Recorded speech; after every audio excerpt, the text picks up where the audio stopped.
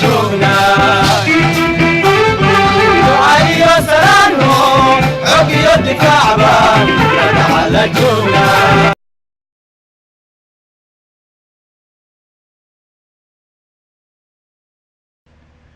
bilowgii isbitaalka Xabeeb Dr. Cabdiraxmaan Cali Cabaale wuxuu tiigsaday iskoolaadka ku yaalo gobolka Banaadir ilaa ay gaarayeen 16 iskuul in ka badan. wuxuu subax walba ka qayb gali jiray daabuur sabaax taasoo ugu sharxi jiray saameynta cudurka dhimirka taasoo ahayd xilligaasi 2005 waa markii ugu horeysay ololaha uu bilaabo cudurrada dhimirka taasoo ugu sharxayo inay tahay cudurrada dhimirka wax la daaweyn karo. kadib waxay abuurtay in bulshadii Soomaaliyeed ay noqdaan mid ku wajahan inay cudurkani la daaweyn karo. halkani waa iskoolka Almasal waxaa hadda khudbeynayo Professor Roble Almasal waa beri waa iskoolaadka xilligaas ugu waaweyn 2005 iskoolaadkaasi Dr. Cabdiraxmaan Cali Cabaale wuxuu ahaa ninka ugu horeeyay iyo ololeeya cudurrada dhimirka waxaa ballan qaadayo gudoomiyaha ardayda Almasal inay ka qayb qaadan doonaan daaweynta cudurrada dhimirka. halkani waa iskoolka Usama bin Said Cabdiraxmaan Cali Cabaale Dr. Xabeeb oo daabuur sabaax ka qayb galaya ayaa halkaasi kusoo bandhigay. halkani waa mid ka mid ah bukaanada isbitaalka Xabeeb oo Dr. Xabeeb kusoo booqday tuuladiisa wuxuu siinayaa daawo si uu ugu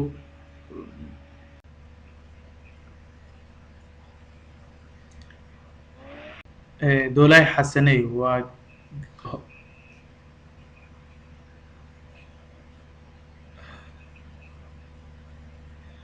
Doolay Xasaney waa hooyo caruur leh waxay ku xirneyd geedkaasi hoostiisa muddo 7 sano ah. waad u jeediin sida uu macluusha ka muuqato.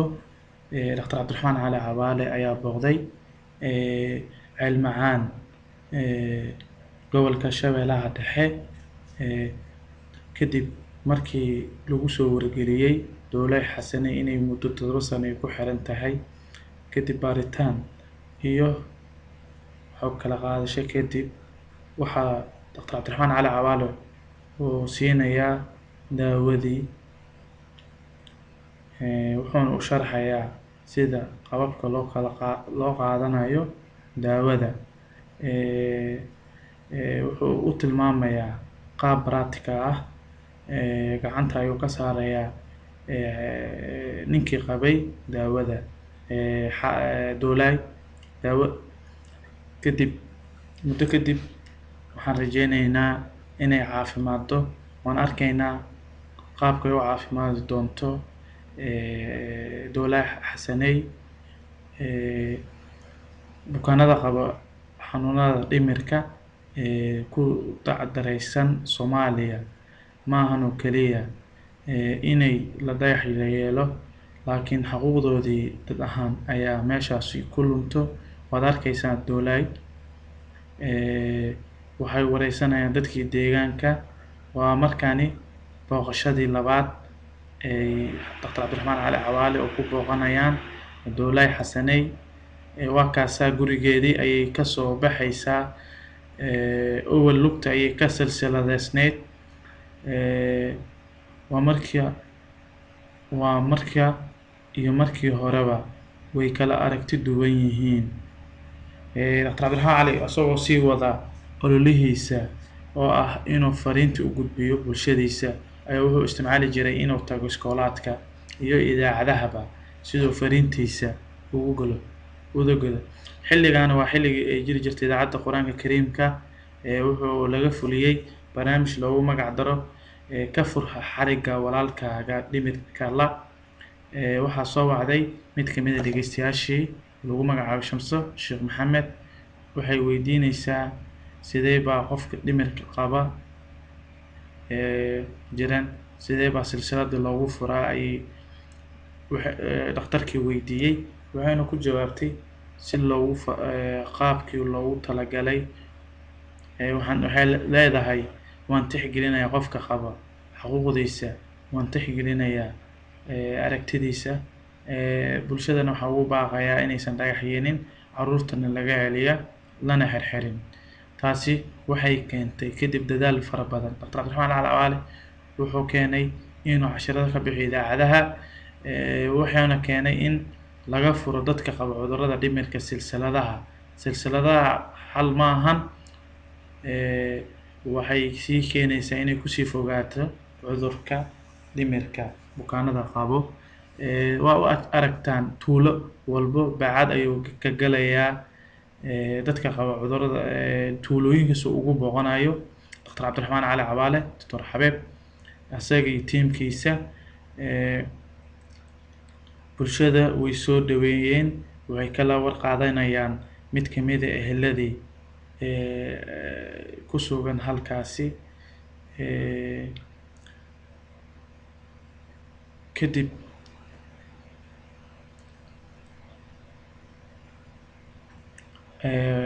waa 24 jir Raaga Maxamed. Dr. Cabdiraxmaan Cali Cawaale asagu u muujinayo tixgelin ayuu qolkiisii u galay, kadibna wuxuu ka qaaday history taking wax loo yaqaano warbixin. Dowlaha Xasaney aan kusoo laabano. Dowlaha Xasaney booqashadii labaad silsilad maysan ku xirnayn. Dr. Cabdiraxmaan Cali Cawaale asagoo respect u muujinayo, garbihiisa u raaricinayo ayuu wuxuu u muujiyey Dowlahay sidaan u wada jeedno inay tahay qayb ka mid ah bulshada aanan laga maarmin. Dowlahay waxay noqotay qof sidii hore xoogaa ka yara wacan bulshadii, xoogaa inkastoo aysan kusoo yara dolmin. waana arkaynaa booqashada saddexaad qaabkay u aali doonto. weli waxaa la sii siinayaa daawooyinkeedii loogu talagalay cudurrada dhimirka uu bixinayo maamulaha isbitaalka iyo hay-adaba.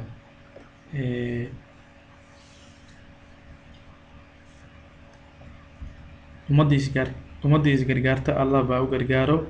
waxaan leenahay mujtamaca Soomaaliyeed waadan aragnaa xaaladda ay ku jiraan bukaanada qaba cudurrada dhimirka iyo dadaalka uu muujinayo Xabeeb Foundation maamulihiisa.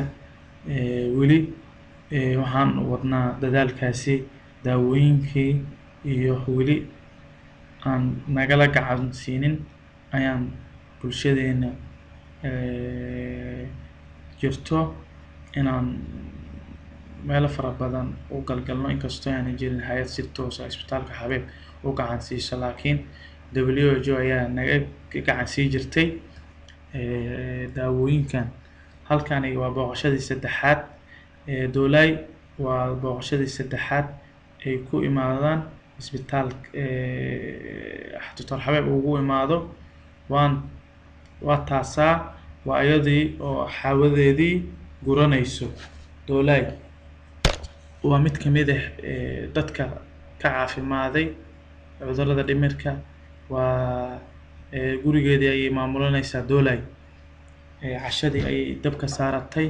waa cashar liiqii mujtamaca Soomaaliyeed iyo mujtamaca caalamka. waxaan ku wargelinaynaa Dowlaha Xasaney iyo dadka lamid ah waa inay helaan daryeel wanaagsan oo u fidinaya Cabdiraxmaan Cali Cawaale, Dr. Xabeeb mid lamid ah.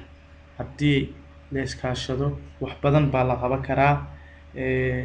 Dowlaha Xasaney waa tanaa muuqaalkeedii saddexaad oo booqashada.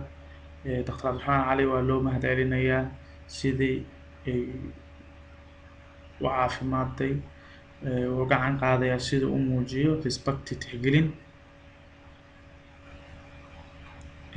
gabdhihii iyo caruurtii ay dhashay Dowlaha Xasani aad bay ugu faraxsan yihiin inay hooyadood caafimaaddo. Wuxuu la gelayaa sawir Dr. Cabdiraxmaan Cali Cawaale.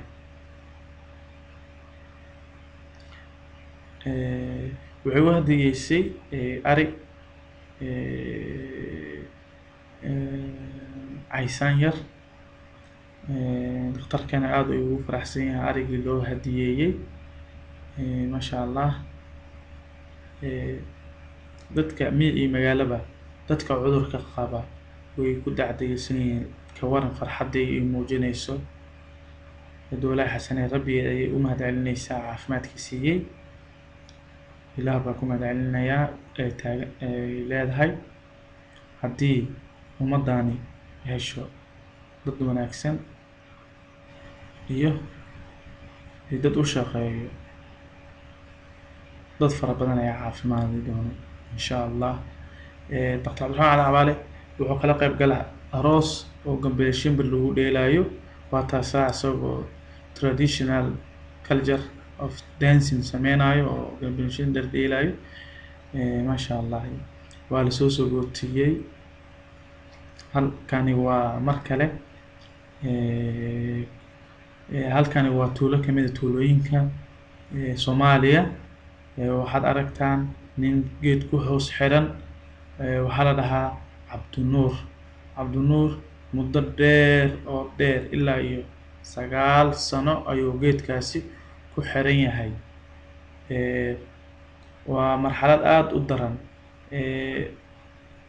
Gurigoodii aad ayuu u fog yahay geedkaasi iyo asagaba. Cabdinuur wuxuu sugayaa bulshada Soomaaliyeed inay wax u qabtaan asaga iyo dadka la midka ah, laakiinba way ka gaabiyeen intaba. Cabdinuur waxaa laga furayaa katiinadii muddada dheer ku xirnayd, laakiin waa laga waayey furihiiba. Waxaa la isku dayayaa in laga jebiyo silsiladii laga waayey eheladii. Furihii mar hore bay god ku rideen. Si walba ha noqoto, Cabdinuur halkaasi ayaa loogu qubeeyey, daryeel loogu sameeyey. Tiimku uu hogaaminayo Dr. Cabdiraxmaan Cali Cawaale Xabiib Foundation madaxa caafimaadkaba.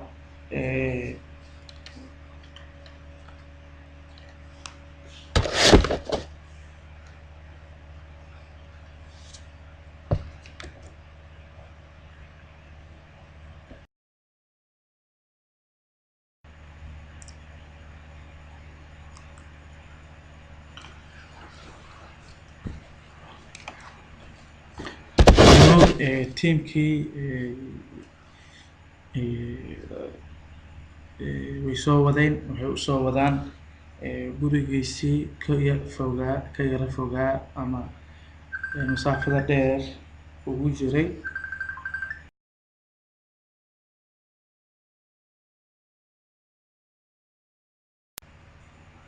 Cabdinuur socodkii ayaa ka lumay. Qaabka u soconayo waa ujeedeen muddo dheer kadib. Wuxuu markii ugu horeysay silsiladii xataa way ku xirantahay lugtiisa, waad eegi kartiin. Wuxuu la cunayaa tiimkii cuntada soorta ahayd. Kadib si loo muujiyo inuu yahay nin caadi ah. Kadib meeshii ayaa daawo lagu siiyey. Cabdinuur Cumar Yaxye muddada dheer geedka ku xirnaa. Hadda waa kaasaa. Hadda wuxuu joogaa magaalada Muqdisho. Wuxuu galayaa maqaayad ayuu galayaa.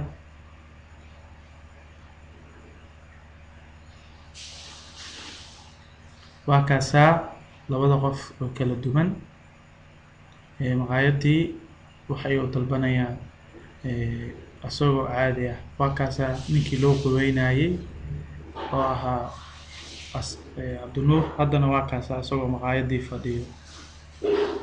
Ilaahay mahadiis caafimaadkiisa waa lagu guuleystay. Cabdinuur wuxuu noqday nin ka mid ah dadka Soomaaliyeed. Halkaas oo ahaa markii hore ka yara laga faquuqay,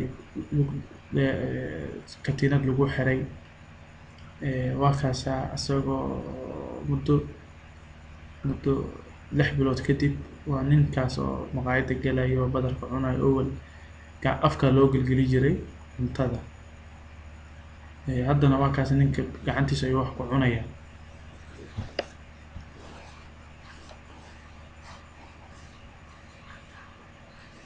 Ilaahay baa kuma hadle siduu u wanaajiyey bini'aadanka. haddii iskaashato bulshadeena Soomaalida ay gacan weyn ka geysato dadkan qaba cudurrada dhimirka dhinac walba, waxay noqon kartaa in ay dad fara badan bogsadaan. Waxaan leenahay ummadda Soomaaliyeed ha u gargaarto dadka qaba bukaanada cudurka dhimirka.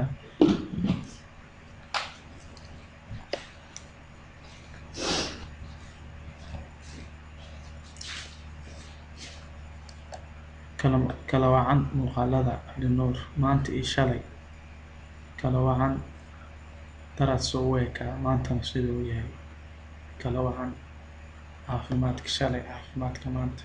Xiskiisa wuu joogaa Cabdinuur, waa nin aad u qurux badan, Allahna kuma hadle. wuxuuna bixinayaa maqaayaddii cuntadii oo cunay, gacantii ayuu iska tirtirayaa.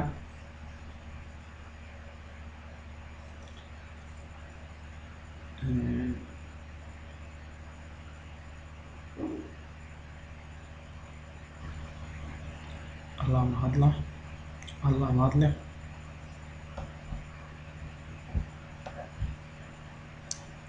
Caafimaadka waa dahab.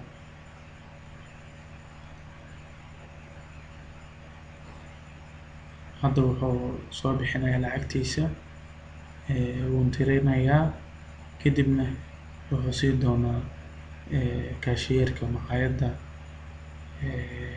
Waad aragtaa sidii maskaxdiisa u fadhiso oo lacagtiisa uu tirinayo. waxna kuma darin, waxna kama dhimin.